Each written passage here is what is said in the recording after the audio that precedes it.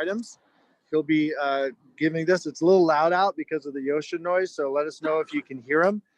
And basically what we're going to do is Captain Shea is going to set up a simulated cliff rescue with the ropes, and then I want the kids, students, to all pay attention to the ropes and the safety precautions and the directions, and we'll have some questions once we see the drill performed.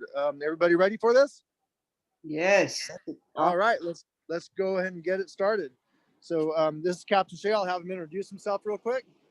Hi guys, this is Captain Frank Shea. I'm the truck officer on Truck 14 and the officer for Cliff Rescue 14. We're on 26 in Gary, and we respond to the Cliff House, Land's End, and the Golden Gate Bridge for cliff rescues.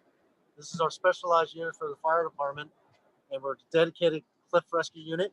There's 2 of them in the city. There's one at Station 14, and there's one at Station 19. And we respond to cliff rescue incidents along our coastline day and night. So what we're going to do today is we're going to go through a demo where, if we can show you real quick, is we're going to simulate that there's a victim down below the rocks here.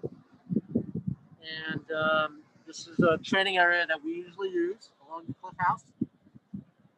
And we train every watch. We do something where we keep our skills up to par. And for you kids out there, this is a great opportunity to see firefighters in action. We're gonna close off the street, but to make it safe for all our guys. But firefighters here on Engine 14 and Truck 14 are gonna set up a anchor system, which is called a main, and a belay to send our rescuer down with some safety precautions so that he's protected and in control from the guys up top.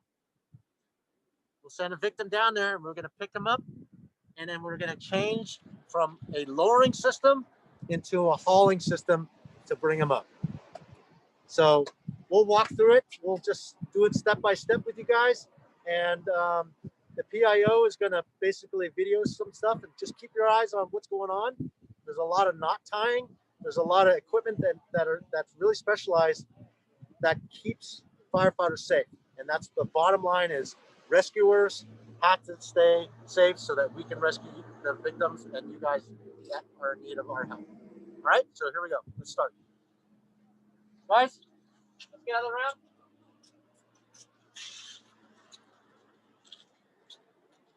So we are with what classroom? Mission High Fire and EMS program. Okay, and how old are the students? They are from 10th grade to seniors. Okay. So guys, we're live right now with this group of kids. Actually, they're high schoolers, and we're going to set up a main and belay system. We're going to have a victim walk down along the over the condo area and stage down there. We're going to go through a scenario where we are setting up our pro with the main and belay and send them down the hill. Okay. So anybody volunteer for a victim?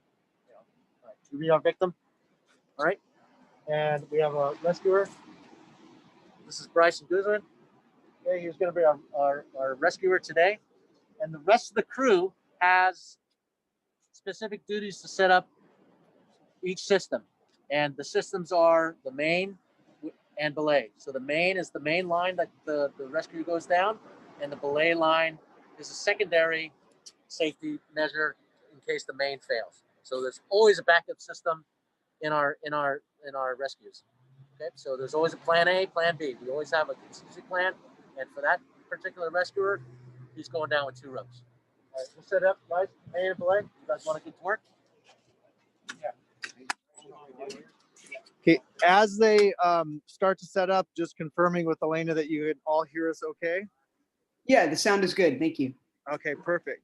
So take note at the direction from the company officer, which is Frank Shea.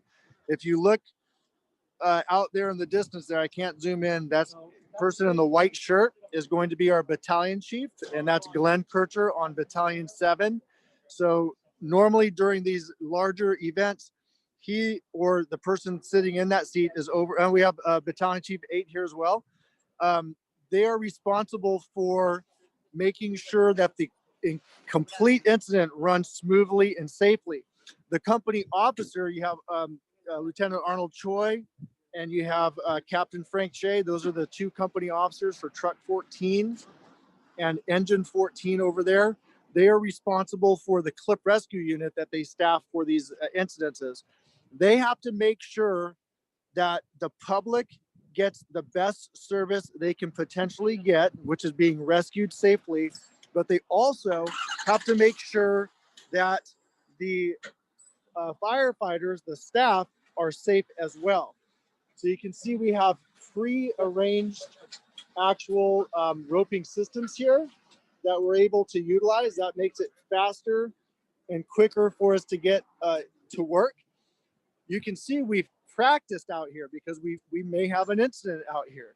So as you come over here, you see how involved this is as the firefighters are working to actually get all the safety gear and all the safety equipment put together. Now this is an anchor. As you can see, it's being set up and we have devices that help us give directional flow as well as stability to the system.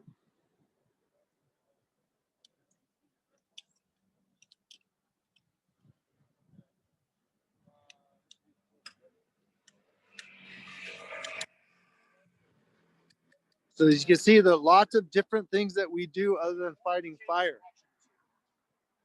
We need to change the direction. We'll use that as a blade. Great, John. Okay. So what this is, this device right here, guys, this is an edge protection. So one of the things that we want to make sure is when we send over a rope, and we use what they call static line. Most climbers that work, when you're in a climbing gym, they use dynamic mantle rope. For a fire department, we don't want that stretch. We don't want that stretch where you fall 20 feet and you get 20 feet of stretch. We want a static line, and we make sure that we are tight all the way down, whether from start to finish. And what this does is this is edge protection to protect our rope, because this is a chafe zone, and we definitely don't want our ropes to fail. Okay.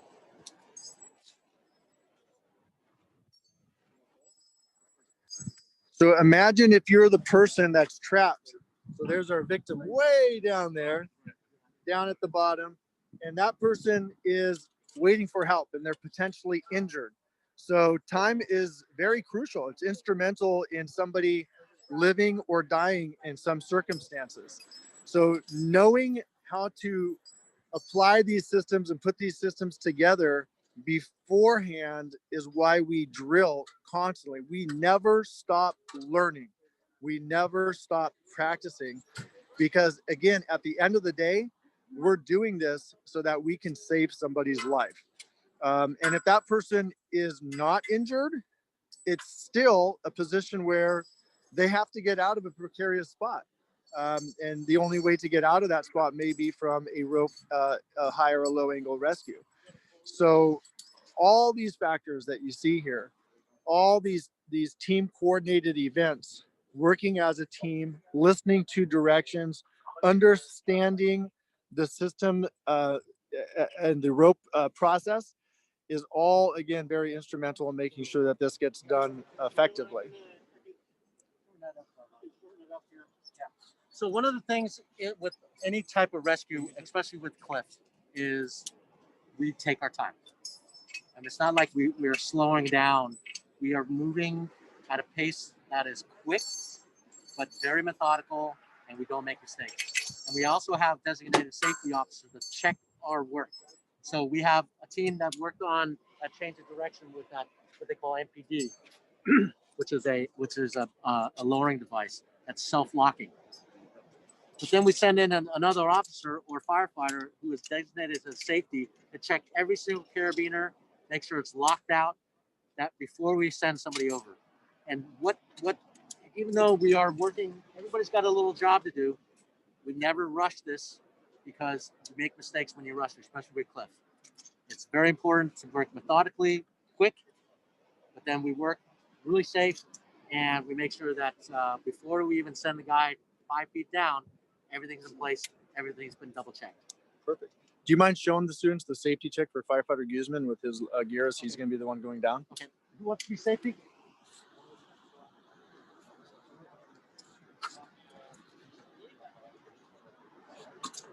All right. So acting as safety comes in, and he makes sure that all of his carabiners and all of his safety gear is locked up and double checked. So when he puts his harness on, he loops it back. He makes sure that it's double looped back and tucked in. All right. You turn around. He turns around and makes sure that everything's in line. You have a safety harness back here, the tag line up here, in case it's a vertical, so that he needs to be clipped in and pulled out himself. He also carries with him a helmet for the victim, so that when he gets down to the victim, he puts a helmet on the victim, because this area here is all cemented, but on the other side of this cliff here, it's all loose rock. And we want to protect not only our victim, but our rescuer too. He wears a helmet with a light. He has his radio. He's got an extra carabiner, and I double check to make sure that his harness is put on correctly. All right. Yeah. Show the MPD. Yeah. Come over here and take a look at the MPD real quick.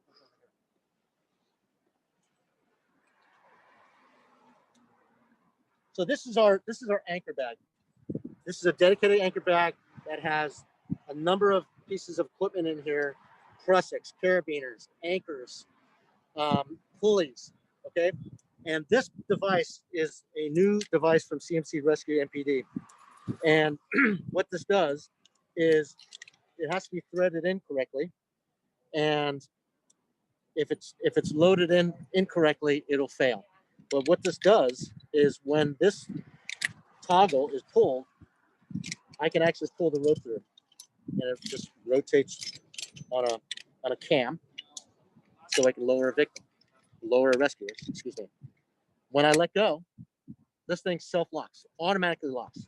Let's say my rescuer is falling, and we feel like, okay, he's dropping off the cliff.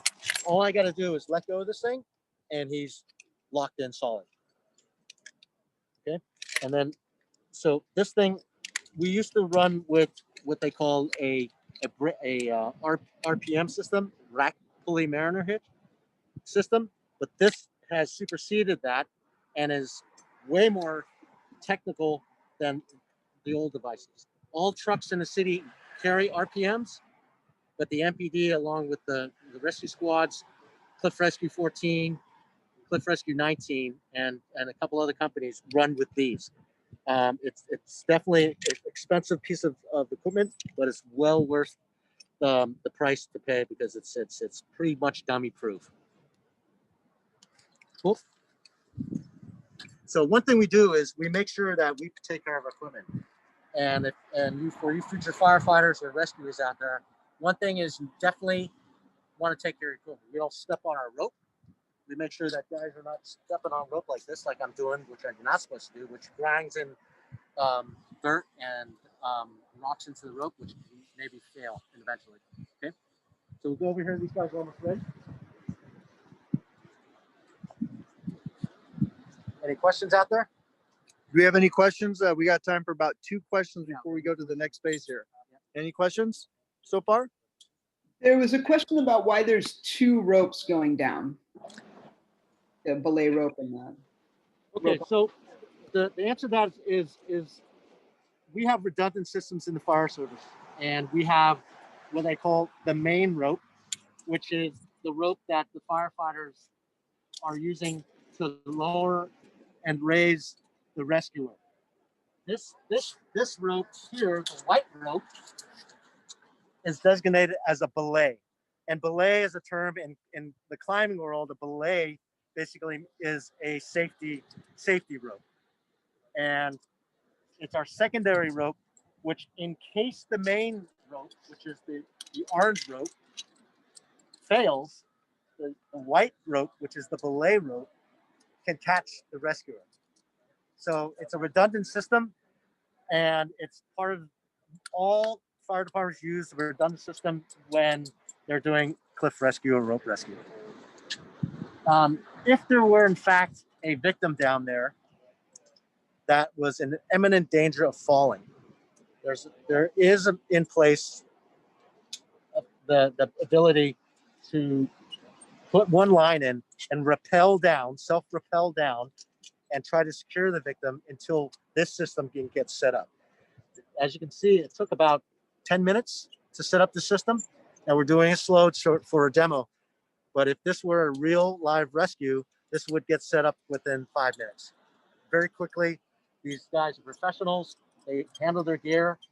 We don't have to go, we're doing a walkthrough right now, but if this was the real deal, this would get it set up in about 5 minutes. We have a guy on the edge ready to go down and get to the victim quickly and try to secure the victim. What's going to happen here?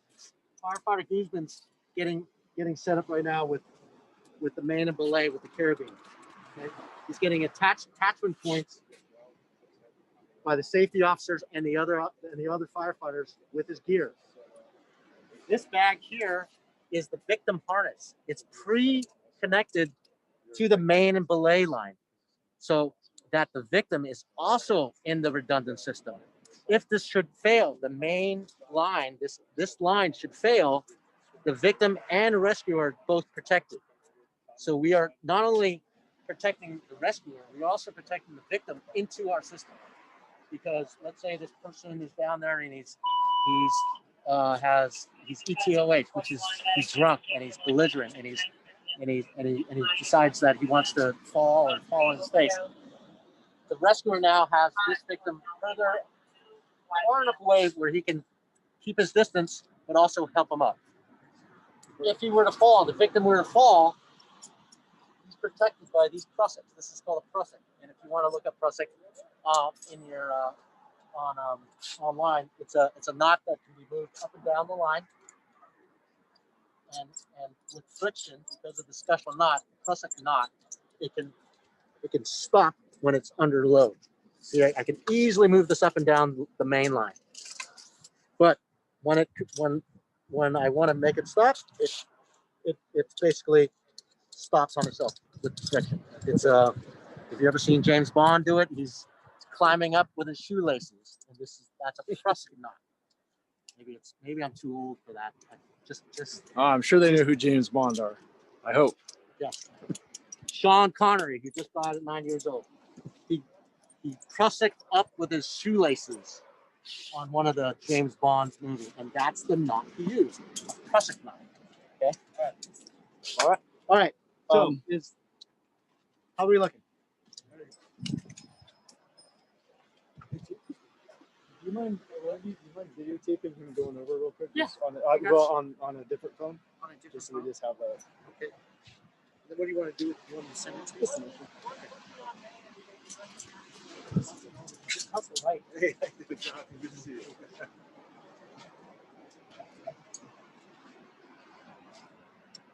All right, so one of the things is before this firefighter Guzman goes over, one last safety check before he goes over.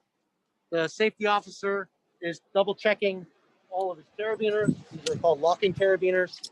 If I unscrew it left to loosen, it's open. Okay. Once I screw it righty tighty, it's locked down. I cannot open this unless I unscrew it. We know that for a fact. Once this is safety checked, we're good to go. This officer right here is double checking all the carabiners, making sure the systems are 100% ready to go before we go over. As you can see, this is a methodically thought out process, step by step, before we send somebody over. We don't want to send anybody over and put the rescuer at risk, which actually puts the victim at risk. Okay. So as what they call the edge officer, okay, so I'm getting a thumbs up from the safety officer, and the edge officer, which I will run, will basically stand on the edge of the cliff, and I have my own edge bag. I don't have to do it today because I can look over the side. But the edge officer is in command of the ropes, the main and belay, whether it's lowering, raising, or stopping. Okay, and Firefighter Guzman is going to get up in position. We're going to put these friction plates on there. Ravi, you want to jump in there and then put those friction plates on?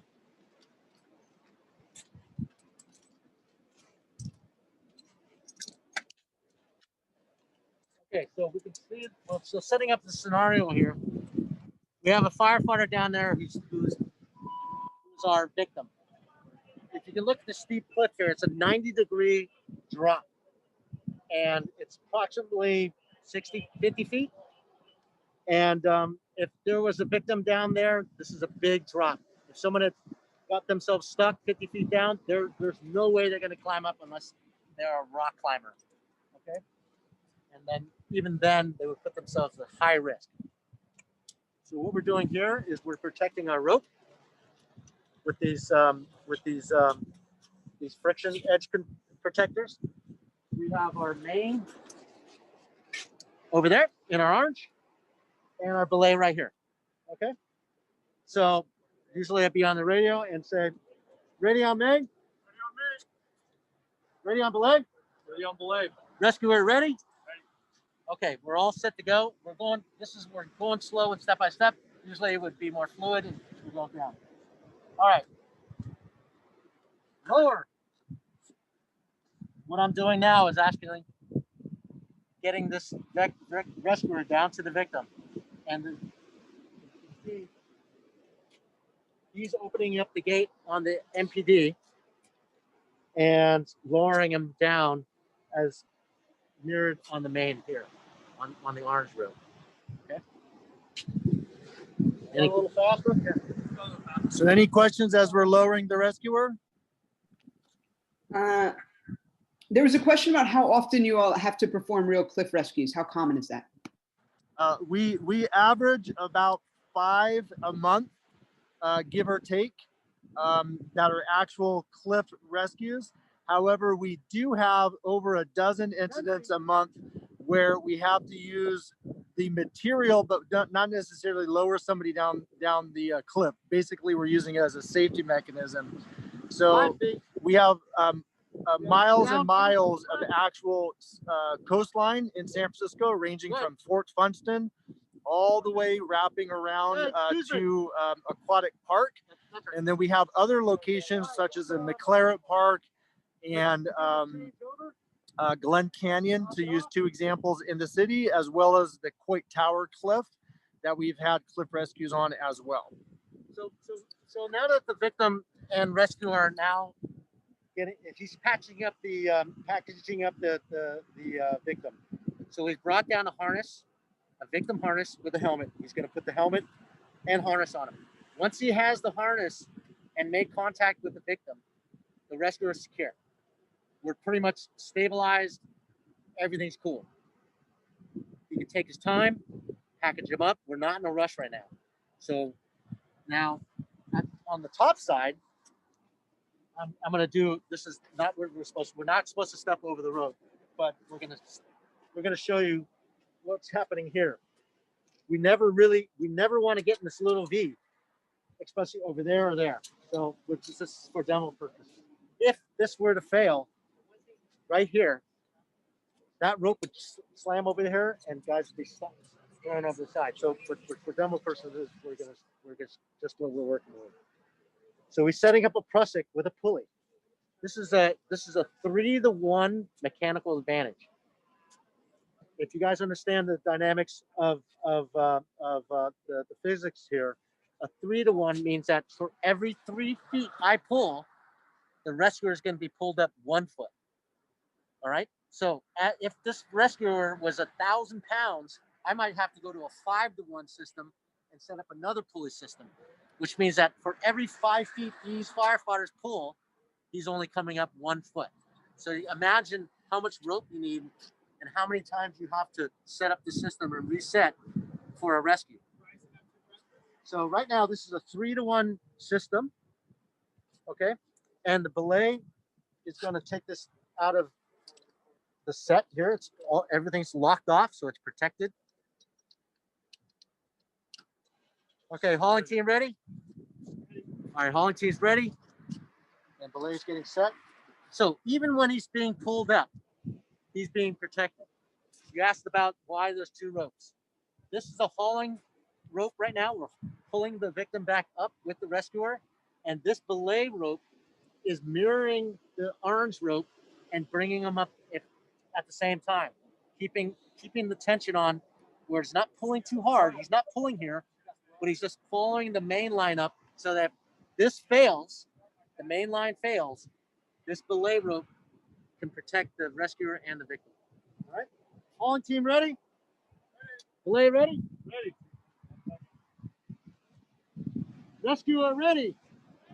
All right, so all three aspects of this rescue are ready. We're double checking with the main and belay and the victim. We're all good. Oh! So as you can see, for every 3 feet they walk and pull the victim up, he's only pulling up 1 foot. It might take a long time to get him up there. And once they reach the point where they can't go any further with the hauling end here, what they're going to do is they're going to let the edge officer know, that which is me, and say they're going to come to a point where they can't pull anymore and they have to reset the system. Lock it off, reset. Oh, so the communication is very key on cliff rescues. We have to communicate with the rescuer, with the belay team, and the mainline team, and the hauling team. And also the edge is also talking to the command too, which is battalion chief and or division chief. All right, hauling team ready? All the way. Ready. And you can see that the belay line and the main line's doing all the work, the orange rope, and the white rope, which is the belay, is just basically mirroring everything up and making sure that the redundant system is in place so that we're both the victim and the rescuer are protected.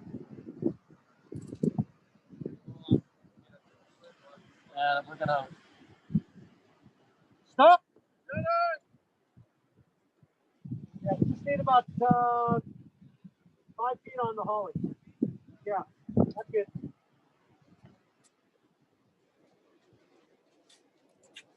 All right, so the victim has made it up. At this point, we're gonna stop the drill because we're at a safe place. Now, nothing is done until the victim and rescuer are over the side and in a safe position. That's when the rescue is over. At this point, we still have a rescue over the side. It's still prepared system. He never clips out when he's in over the cliff. We always get the victim and rescue medic. He's going to climb over. And in all good purposes, this rescue is over. The victim is going to get to the ambulance, get evaluated. The rescuer is going to double check his gear to make sure that all the gear is ready to go for the next rescue. So prior to all this rope going back in, we're going to inspect the rope. We're going to document which rope we used and make sure that there's no cuts or abrasions. If that's the case, we got to take that rope out of service. For our persons out here at Land's End, we have poison oak, which is all of Land's End covered in poison oak. So we have to take our rope, which is covered in poison oak, wash it, hang it, so that none of our members gets poison oak, which we always get over in Land's End. It's unfortunate. It's just part of the environment and the location that we work in. And these guys, myself included, we all get poison oak on all the calls out there. It's just, and that's why the department has issued what they call BDUs, their battle dress uniforms. They're special cotton pants that we wash in our washer and dryers because the wool pants don't really are you have to dry clean those things. So it's great that the department is supporting us and our efforts here and our specialized units here on the coast. I'll take any questions. Time for questions. So first question, could you name a couple of the knots that were used and show us those knots? We're going to do our knot unit. Oh, good. Okay. So this is what is called a Prusik. The Prusik knot is tied by this thing is locked down. But you make a blood knot. A blood knot is what ties two ropes, one rope into a loop like this. So you take both ends, you tie what they call a blood knot on this side, or fisherman's knot, or Prusik knot, to make a Prusik. So this is what they call a Prusik. If you come here, I can tell you.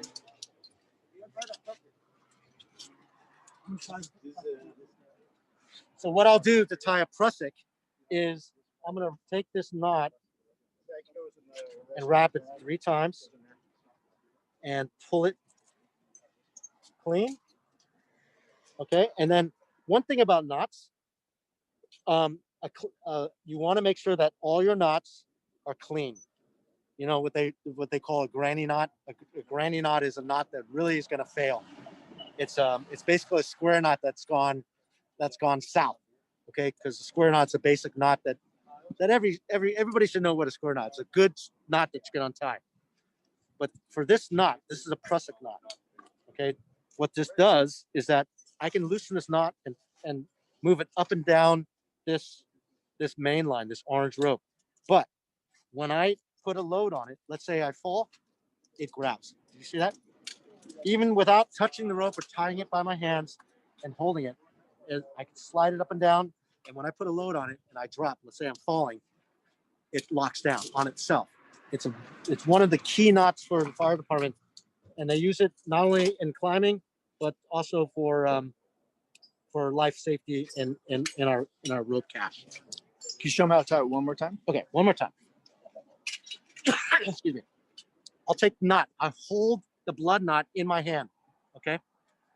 This is what they call a rope tying 2 ends together. Okay. I'll show you that if you guys want.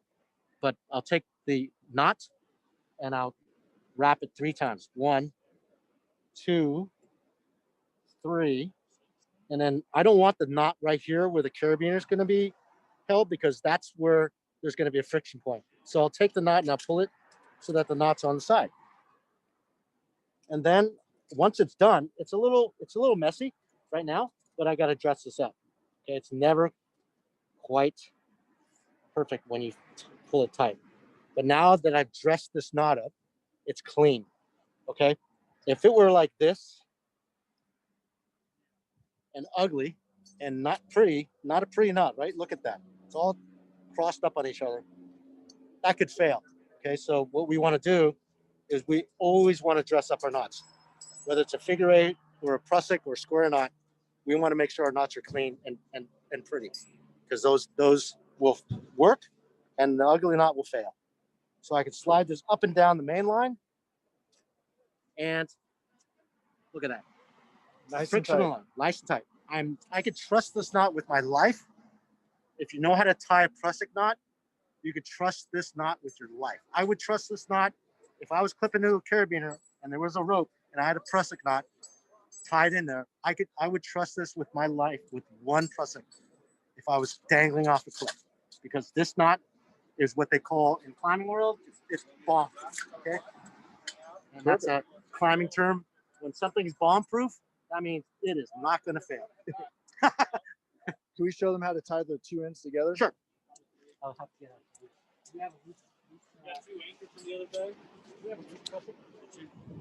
So when you guys are sitting here listening to all this, along with everything else you're learning, you might be a little overwhelmed and be like, my gosh, there's so much that I have to learn and I have to know to be a firefighter. You'll be surprised by repetition and drills and training that when it comes time for you to use these, the information comes back to you. That's why you'll always hear, you never stop learning. You got to continue to learn. You got to continue to train, continue to improve yourself. There's a saying in the fire service or the public safety realm in general, and it's the day you stop training is either the day you die or the day you just gave up. And, if you give up, that could lead to somebody's life, even a fellow public safety servant's life being put in danger or jeopardy. So it's very, very important. Now, as Captain Shea's working on the knot to show you, you can see that labeling items so that people know where everything's at. It makes things a lot easier to store. It makes things easier to manage and stay accountable for. This is a good knot. When it gets cinched down, it's hard to take apart, which is actually a good thing. So I'm taking it apart, which is the hard part. And I think the one more knot after this will be a figure 8 on a bite, so we'll probably need the. All right. See, after a while, these knots get there's enough load on these knots to. All right. All right. So this is there's many ways to skin a cat, so to speak. So this is a Prusik knot when you're tying two ropes together. Now, watch my hands here. This thing is so tight.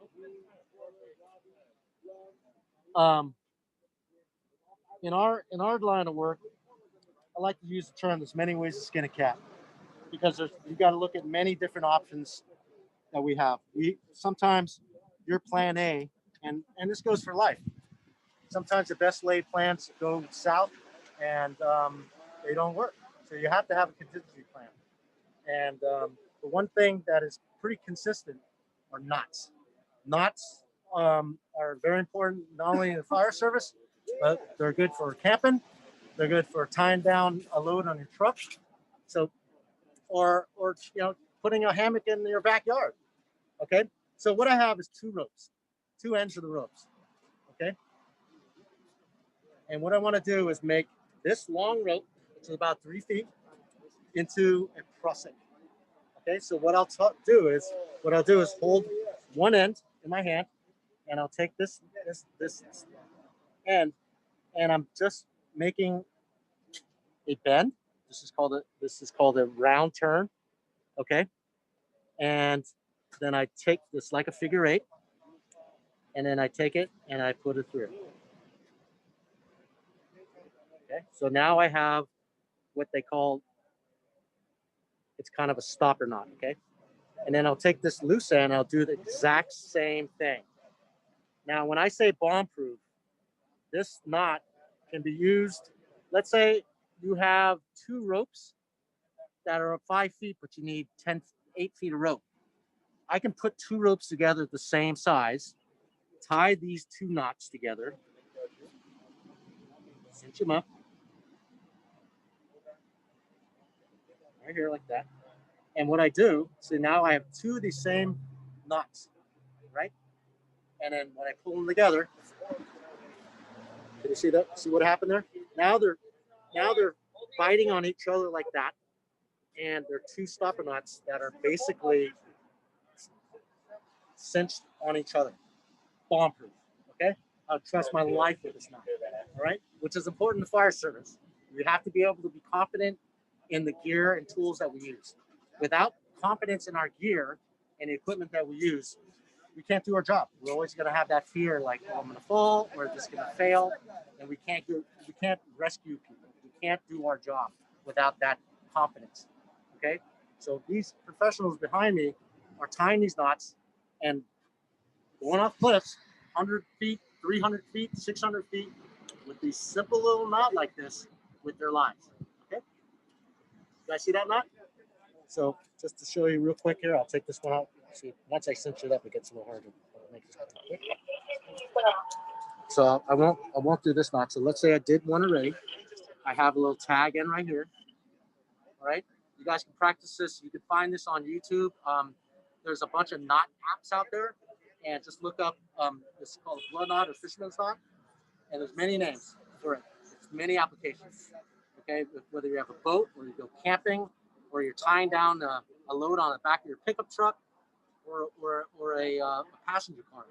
This is a really good knot. Okay, so what I want to do is I've tied one end. I have the other end loose. I'm just gonna take a turn. It's like an X. One more time around, and then back through. See that? And I'm gonna tie it tight with a little tail. We don't want to have our tails at the end like that, because if this were to fail, this could come through. So I want a little tail, like a 1/2 inch tail on it. I'm tying it tight.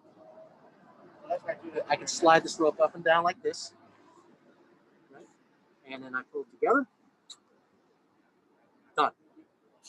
And then I can tie my Prusik. Pretty cool. Any questions on that knot? You guys got to try this at home. What I tell my firefighters and the rookie firefighters that come in that are on their 1 year probation is, I tell these guys to, men and women, to get a length of rope like this big or even longer and practice knot tying. Knot tying is a skill that basically gets lost with non-use, okay? So if you forget it, if you don't do it, you forget it. One of the things with knots, I used to climb a lot, and your basic knots you can lose the ability to tie a figure 8 when you don't do it on a regular basis. It's actually, there's a ton of knots on there's a bunch of apps, animated knots, knots.com, and they'll just walk you through it. All right, what do you want to see? Figure 8 on a bite. Figure 8 on a bite. Okay, so figure 8. All right, figure 8 on a bite is, this is a figure 8. Okay, 1, 2. All right, I'm gonna dress it up, and if you look at it, there is an 8 in there. You can see the 8. So a regular knot, a round turn knot, and if you, let's say this is a very simple knot like this, okay, this is a round turn knot. It's not a figure 8. It's just, this is a good knot. It's not a bad knot, but a figure 8 is a stronger knot. It has a higher drop rating than this knot. So in our service, in the fire service, there are testing agencies. The CMC is one of them. They actually put a load on these, and they test to see how much static and dynamic loads this knot can take, or that knot can take. And this knot, this round turn knot, it's great for tying down a tent, tying down a boat or something like that. But what happens is this knot can get really tight and you can't untie it. It's not safety rated for fire service. Okay. Since we're in the fire service and we throw some people over the side, we tie the figure 8, which is, this is a bite. A bite is a piece of rope that's ending with a turn. Okay. And I take this rope and one turn, another turn, and you see where the 8's being formed, and I'm back up. See the 8? And I tie it up. All right? Figure 8. Easy peasy. Perfect. So now we got some time for a few questions. So Elena, if you want to shoot some of the questions over. So there was a question. I have a couple students who have done rock climbing in the past, and they said, do you use the same commands that you use on rock climbing, on belay on, those kinds of things? Right. Okay, gotcha. So yes, I used to rock climb too, and those commands in the rock climbing. The engine's going, so we're saying bye to the engine. They got to go back in service to serve their community. So in the rock climbing community, on belay on, off belay, that's we don't use that in the fire service. What we do in the fire service, we keep it very simple. You either raise, lower, and stop. So when the rescuer is going down, we lower. When the command says to stop, everybody stops. If we were to say have climbing terms like on belay, off belay, it's great for climbing, but for the fire service and public service, we try to keep it simple. You know, that whole adage of KISS is, keep it simple, stupid. And one of the things is trying to have a uniform system of commands so that everybody understands what's being said. So that's a good question. Great. Next question. There's a question about what you would do if the victim was passed out or had some kind of trauma. So we do have on our rigger. Come over here. So in our cache equipment here, we have a Stokes Basket. So this cliff rescue unit is the capability of bringing a victim out that's non-ambulatory. Ambulatory means that the person can walk out on his own, his or her own volition. This, yeah, bro. So this Stokes can package a victim. We have a low angle and high angle bag, so that whether or not the angle of attack is steep or it's a drop off where the victim is hanging in midair, this Stokes, we can pull them up using that mechanical advantage of 3 to 1 to 5 to 1, or even 10 to 1 to bring up a victim of Stokes and 4 rescuers. Okay, so we might have to hold this Stokes up with 4 rescuers all tied into this one pickoff strap right here. And so when there's a rescue using the Stokes, this is the Stokes basket. It could be one rescuer going down, being lowered by the Stokes to package up the victim, or if it's a low angle where we can send 4 rescuers down to help package the victim and hand carry him out with the assistance of a redundant rescue system, then we'll do it this way. So the question was, if he's unconscious, well, we just had a rescue in the middle of the night over by Golden Gate Vista, which is over by the Golden Gate Bridge, which was at night. It took us about 3 hours to find the victim, and luckily enough, he was ambulatory. If he was non-ambulatory, let's say he had a broken femur, or he couldn't get on his own, we would have to have, this was a very precarious rescuer, where we could not have lowered the basket down to get him. He was at the edge of a finger towards the shore with the high tide rolling in with 3 to 5 foot surf coming in. If he was not able to jump off the rocks into the rescuer's hands in the water. Now we had 5 different plans going, and the only plan that we could do at that time was to actually send out 2 rescue swimmers. So we had to transition from a cliff rescue to a surf rescue, suit up 2 swimmers with a rescue board and Peterson tubes with helmets and flashlights, and coax the victim off the rocks into the water and paddle that back to the rescue boat, which was about 350 yards offshore. It's one of probably the most dramatic rescues I've been in. I've been in a lot of rescues, and of late, that's probably one of the most intense rescues I've seen. And having to deploy 2 firefighters in very, very dangerous conditions and putting their life at risk to save this gentleman that got stuck on the rocks. So there's many ways, like I said, there's many ways to skin a cat when we're doing a rescue. And firefighters wear a lot of hats, and we're able to not only work as a cliff rescue unit, but Firefighter Guzman is also not only a cliff rescue specialist, but is a water rescue specialist. So we can lower them down with a wetsuit, and we can treat them, and if necessary, get a helicopter in. And we had a helicopter en route for the Coast Guard from Moffett Field, ready to long line them, which is sending down a basket with a Coast Guard swimmer to package up the victim and haul him away. So the rescue that Captain Shea is talking about, you can all view that as we recorded it live. So it's on the department's YouTube site, which is at SFFDPIO on YouTube. Yeah, I advise checking it out. That's our most recent rescue. And the question earlier was how many rescues we do.